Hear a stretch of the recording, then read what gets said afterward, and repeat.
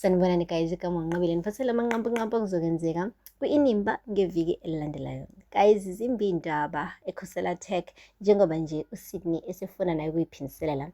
Sakhumbula-ke guys ukuthi uSydney wabanjwa ukuthi yena nendodana yakhe basebenzise iKhosela Tech system ukuthi phela basuse ubufakazi obungase bufake unkosikazi kaSydney engcupheni kugcina sekumlahlekisa nanangomsebenzi. Ube ukuthola-ke lokho uZoleka wasehamba-ke seyotshela noLazarus kwase kwathatha isinqumo sokuthi uLwandle benoSydney bazoxoshwa eKhosela Tech. But-ke bebesaba ngoba ba-involve noDice, and uDice uyisigebengu esifunwayo left, right and center. Hhayi, baze bamnikeza ngisho i-ID entsha bazama ukuthi phela bemvikele njengoba nje kuyena obanikeze ulwazi olukhulu ngoSydney. Manje-ke singathi amatafula ayaphenduka. uSydney usezosebenzisa lokho ukuthi basebenzisana nesigebengu esinguDice ebese-ke baqumba phansi bonke lapha eKhosela Tech. Okubuhlungu kunakho konke ukuthi umxwayisi uLazarus phela uZoleka washo ukuthi no, musa ukuchukuluza uSydney kakhulu, kuningi akwaziyo ngathi. Uma kuwukuthi siyamginqa phansi uzofuna ukuwa nathi, but still uZoleka waba yindlovu kayiphikiswa, waphoqelela wa-involve ngisho amaphoyisa. Manje-ke kumabheketwana kuleli viki-ke guys, kuze kwafika ngisho unkosikazi wakhe uSydney kuZoleka ezomxwayisa ukuthi adlalele kude nomndeni wakhe ngoba impela uzolitheza alunenkume. But ugirl wathi lalela, mina ngihlulwa izimpi, sobona ukuthi ubani uzonqoba phakathi kwethu sobabili. So guys, the fight is on, and ngathi impela i-team kaZoleka iyona ezogcina ilimala kakhulu kune-team kaSydney. Kuphinde kwavezwa-ke ukuthi uLazarus uzobe siyathukuthela aganunu wabo ukubona phela ukuthi-ke njengoba eyi-major shareholder yaseKhosela Tech, inkampani yakhe izoqumbeka phansi ngenxa nje yobudedengu bukaZoleka. And njengoba guys-ke bekwi-relationship labantu, ngathi impela kuzoba sawa kwi-relationship yabo yezothando njengoba nje impela engamlalelanga uLazarus, and ekugcineni bamane bagcina sebelimala kakhulu ngenxa ye-vengeance kaSydney. Kuphinde kwavezwa-ke ukuthi amalobolo-ke negotiation kaThumeka awazuhamba kahle. And guys, siyakhumbula-ke vele ukuthi-ke bebemxwayisile uThumeka ukuthi engathi laphaya umndeni wakaMabandla bawuthandisisi neze kahle. Manje nje besesephoqelela nje ugirl ukuthi uphinde kuzoxoxisana ngala malobolo.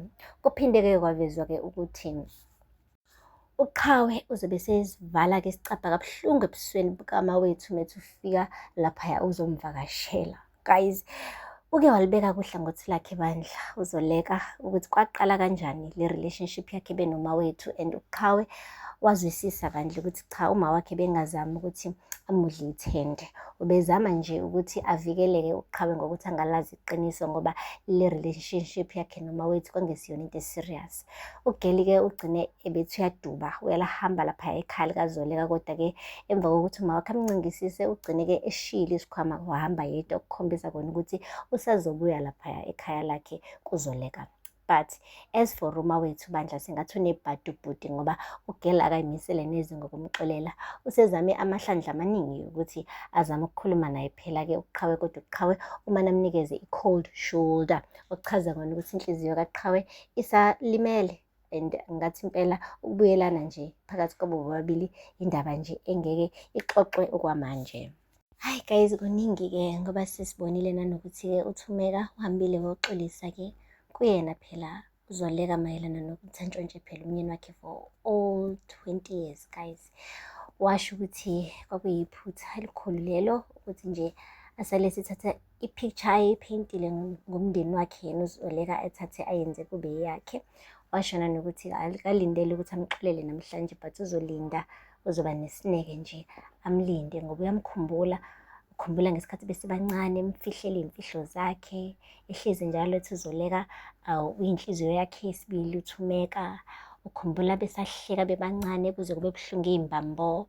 Ugirl unabile guys, wanaba ugirl, and igcina impela inhliziyo kaZoleka isithamba noma engashongo ukuthi uzomxolela, but impela uyithambisile inhliziyo yakhe.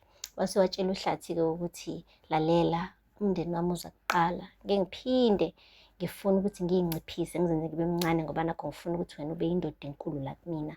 Manje kuzogaya ngomunye umhlathi, mekuwukuthi ngampela uyimisele ngokungishada kuzomele ungithathe nginje. Ungalinge nje ucabanga ukuthi ngizophinde ngizenze ngibe mncane for ukuthi wena ubukeke uyindoda enkulu la kumina. guys, ushintshile uThumeka, asithembe ukuthi-ke ngohlathi-ke usezomhlonipha-ke angaloke embona njengomakoti oyisiyoyoyo ohlezi evuma yonke into ethi yebo baba, ngoba nakho incingo ukuthi phela uthando luhlezi lufana kuyena, uhlathi angaphinde baleke and stuff. But guys, sizobona-ke ngeviki elizayo ukuthi-ke kazi iyozala unkomoni. Uzoleka ungenelwa amanzi endlini. UThumeka uzama phela ukuthi abe umakoti ngokusemthethweni-ke manje, but kuza nama-challenges amaningi. Uqhawe akakaxoli ugirl, inhliziyo impela isadabukile, but-ke bayafika-ke bandla oma wethu bazama ukuthi bayithunge, kodwa-ke ngathi ayikakathungeki okwamanje.